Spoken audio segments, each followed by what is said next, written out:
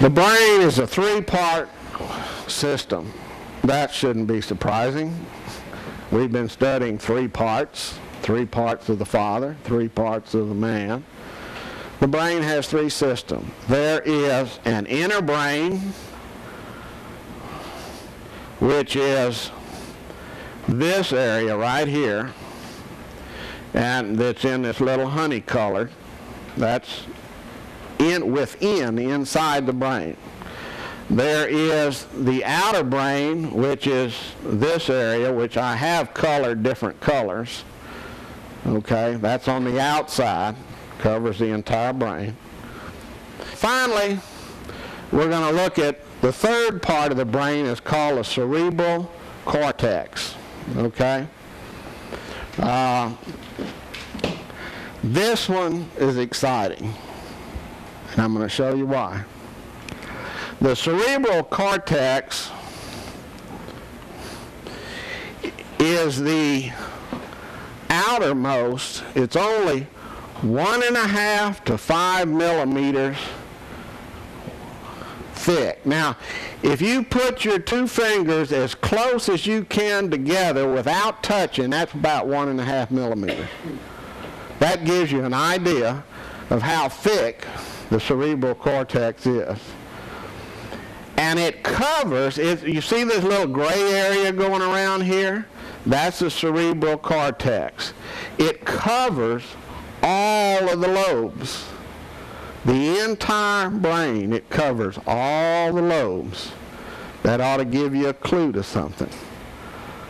Okay? And science has shown that it plays the central role in all complex brain functions, including but not limited to thinking and language. I put tongues in there. That's a language. Memory recall, decision making, perceptual awareness, etc., etc. Okay? So let's talk for just a few minutes about the cerebral cortex.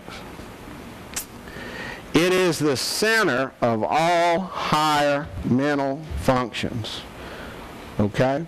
Now remember, the signals come into the inner brain. They're processed, stored, filed in the file cabinets or whatever. As the outer brain needs to process them, they're shuttled up through the thalamus to the lobes, and the lobes do the functions we just talked about. But now, over the top of the lobes is this cerebral cortex.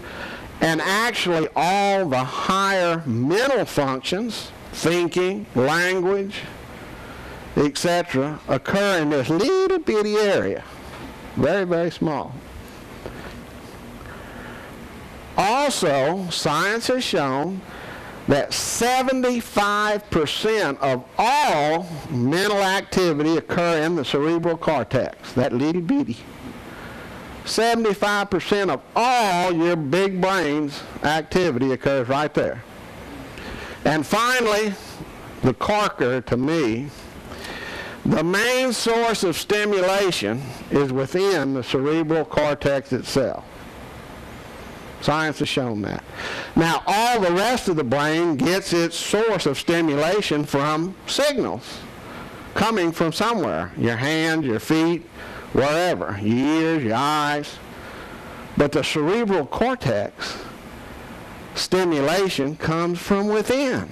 How can that be? How can that be?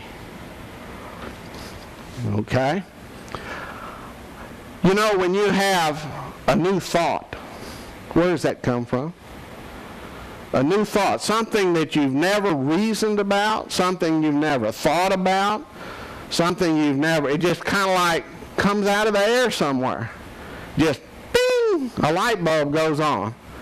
It's nothing from your memory, nothing from what you've read. You know what I'm talking about? Where does that come from? Where does that come from? Right. Comes from the communication of the mind with the spirit. Okay? Comes from the communication of the mind and spirit. I submit to you that this Cerebral cortex is the communication interface between the spirit and the mind. The spirit of the Father in the mind and the spirit of man in the mind. Okay? That's what I submit the function of this is. Based on 75% of all brain activity is originated within itself. It didn't come from anywhere else. Well, we know it had to come from somewhere. And if it doesn't come from anything physical, the only other place it could come is from the Spirit. Okay? So I want to give you a visual image. I call this the umbrella principle. If all of our mental processing is taking place in the lobes based on the information that's coming from the inner brain, okay, and this cerebral cortex, which they've physically have taken pictures of, is an umbrella over all of those processes that take place. You see, God has established an order that His Spirit and our spirit aren't just sticking over on one side of the brain and only control what we see, or only control what we hear, or only control what we think. It covers it all. Why would it be over all of it? You see that?